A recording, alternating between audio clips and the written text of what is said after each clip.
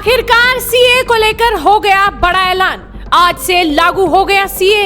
3 मुल्कों के 6 प्रवासी समुदायों को मिलेगी भारत की नागरिकता। सीए लागू होते ही मच गया हंगामा।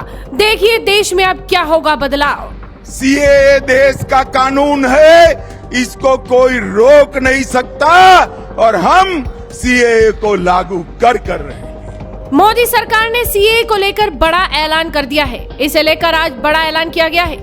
केंद्रीय गृह मंत्रालय ने सीए के लिए नोटिफिकेशन जारी कर दिया है। बता दें कि इसे लेकर काफी ज्यादा चर्चाएं चल रही थी। सीए भाजपा के 2019 मैनिफेस्टो का हिस्सा भी था।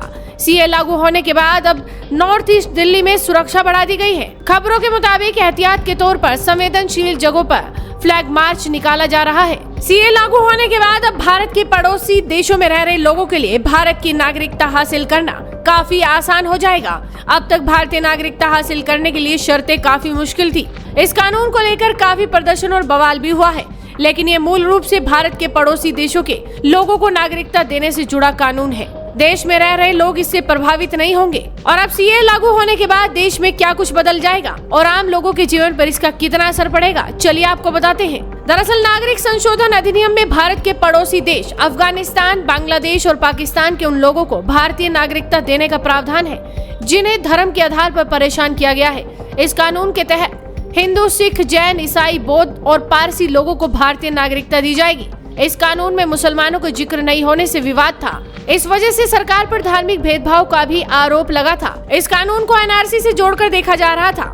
एनआरसी के जरिए लोगों से भारतीय नागरिकता छीनी जाएगी, इस तरह की बातें भी की जा रही थी, लेकिन सरकार ने साफ कर दिया है किसी भी भारतीय की नागरिकता इस कानून के तहत नहीं छीनी जाएगी। सीए से फायदा भारत के पड़ोसी देशों में रह रहे लोगों को होगा। पाकिस्तान, बांग्लादेश और अफगानिस्तान में जिन लोगों को धर्म के आधार पर परेशान किया जा रहा है, ऐसे लोगों को सीए के जरिए अब आसानी से भारत की नागरिकता मिल जाएगी। इस कानून से किसी को सीधा नुकसान नहीं होगा।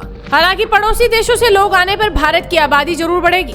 इस कानून के जरिए वोटों का ध्रुवीकरण करने की भी आशंका जताई जा रही है और अब कहा जा रहा है कि सीए लागू करने के बाद सरकार का अगला कदम एनआरसी लागू करने पर होगा और शायद इसके बाद ही ऐसी स्थिति बने जिसमें भारत की नागरिकता धर्म के आधार पर तय की जाए। फिलहाल केंद्र सरकार ने सीए लागू कर एक बड़ा ऐलान जरूर कर दिया है। देखना होगा कि सीए आने के बाद देश में और किस तरह के बदलाव देखने को मिलते हैं। तो आप इस वीडियो को शेयर कीजिए और जुड़े रहिए हेडलाइंस इंडिया के साथ।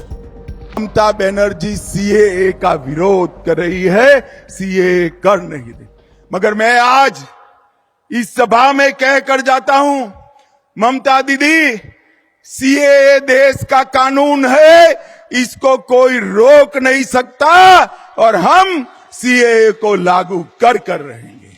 भाई और बहनों, जो वहां से आए हैं वो सभी हिंदू भाइयों बहनों का इस देश पर इतना ही अधिकार है जितना मेरा और आपका अधिकार है।